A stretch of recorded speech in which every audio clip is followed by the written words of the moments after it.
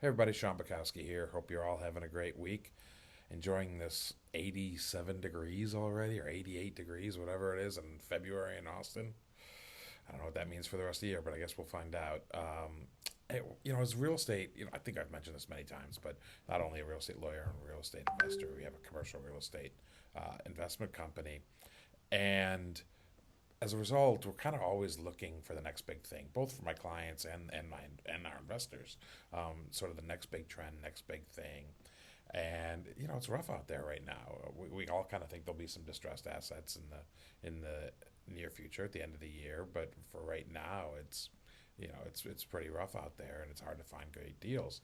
But one thing I keep hearing a lot about are data centers, and I've talked to a bunch of people who have sort of thoughts on investing or repurposing old buildings for data centers, and it just kind of got me interested. So I started to look, and turns out, not surprisingly, the demand for data centers is huge. There was an article in the Dallas News a few weeks ago about how the data center market is booming in Dallas Fort Worth area, and then the in Austin area in Caldwell County, there's a new $1.3 billion data center that was just announced, and that's there's data centers popping up all over Austin area, and it's not surprising. I think there was a study that projected the demand for data centers to continue to increase by about 10% a year through 2030, and I mean.